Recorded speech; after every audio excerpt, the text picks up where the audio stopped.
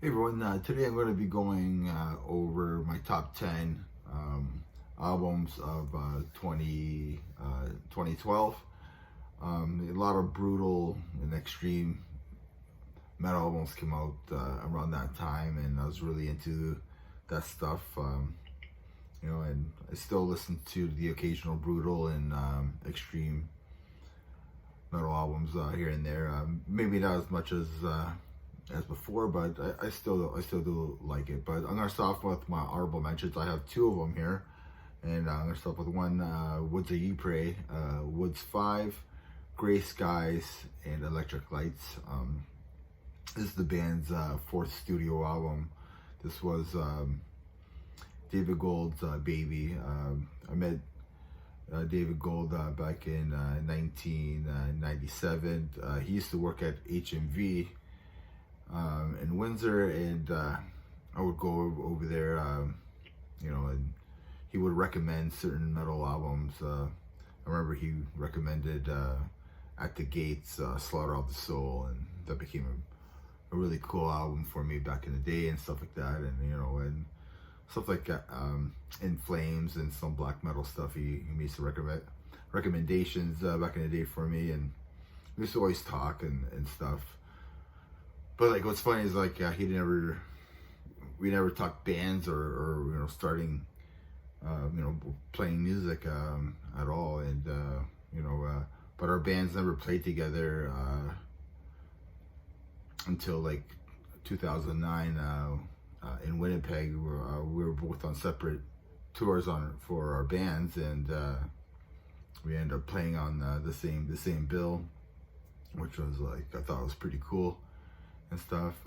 Unfortunately, Dave did pass away 2 months before the release of this album. And if you haven't checked out Woods of Ypres, please do so. I think the earlier stuff is like black metal, and then it kind of transformed into like a black metal, gothic sound, almost like typo negative, I guess you can say. But either way, rest in peace, Dave. And another honorable mention I have here is Soundgarden, King Animal. This is the band's sixth and last album. Soundgarden and Chris Cornell, very important to the grunge scene back in the late 80s and 90s. Unfortunately, we did lose Chris Cornell back in 2017. So let's get started with my top 10. And number 10 here, I have Overkill, The Electric Age. This is their 16th studio album. Man, this album just rips. It's a thrash killer album, kind of like Ironbound. They kind of kept the same consistency from that sound, and I think ever since Ironbound till now, they kind of kept that same consistency, adding little splashes of flavor here and there on their last few releases. But so number 10, I got Overkill, The Electric Age. Number 9, I have Municipal Waste, The Fatal Feast. Just another fun thrash metal album from these guys. These guys are just the king of the modern thrash and that DRI sound. These guys just kill it. They do a fantastic job. Number 8, I have Shadows Fall, Fire from the Sky. This is their 17th and last studio album. I really like this album from this band, and I really like this band as well. Like, I don't really consider them metalcore, because metalcore is a bad word for some reason, and but I really like this album.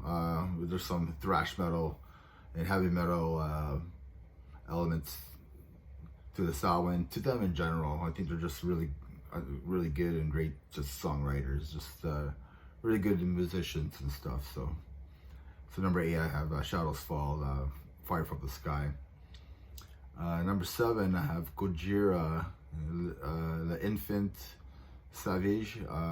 Just a prog groove metal band, and there's a lot more atmosphere and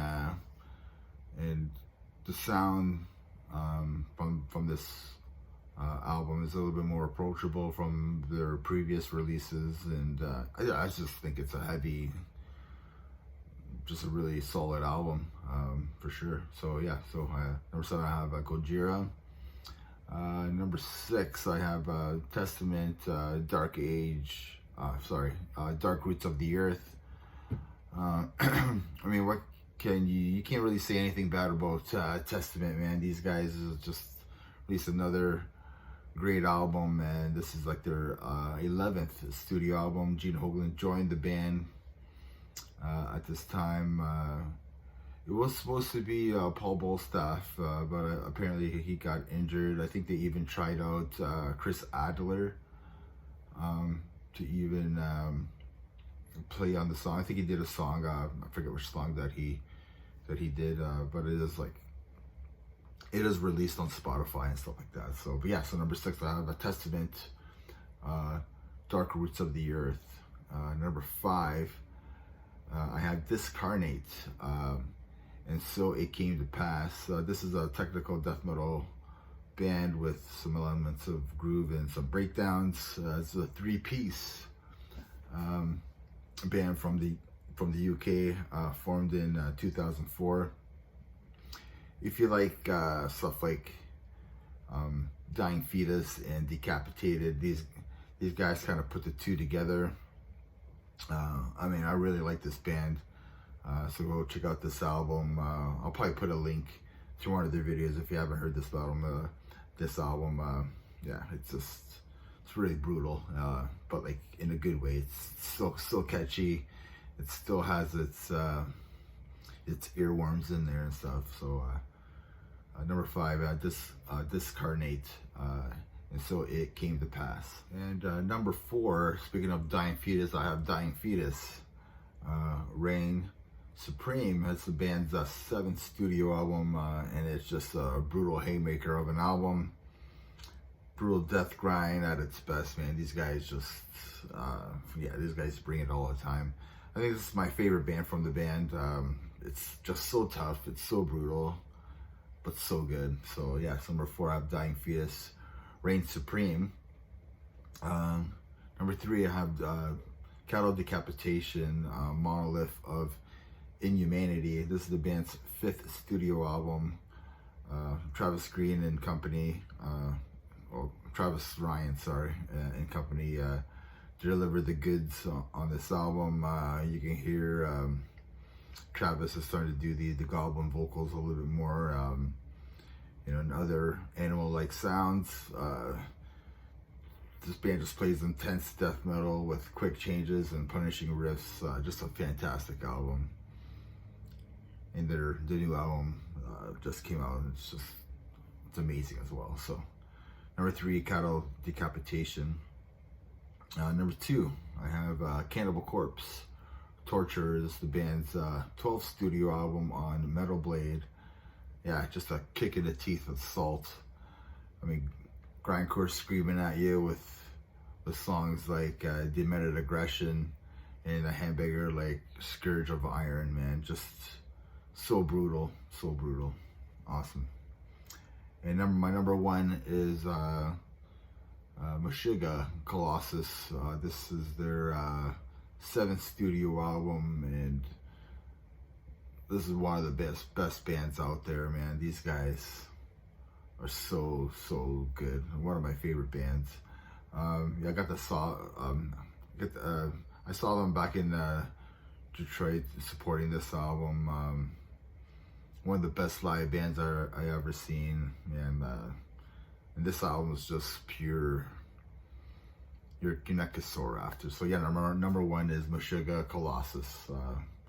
So yeah, those are my top 10 albums of 2021. Let me know what you think. So please leave some comments. Remember what's your favorite albums back then? What did you like? What didn't you like? And also please like and subscribe to my channel. Cheers, everybody. And remember, metal never dies.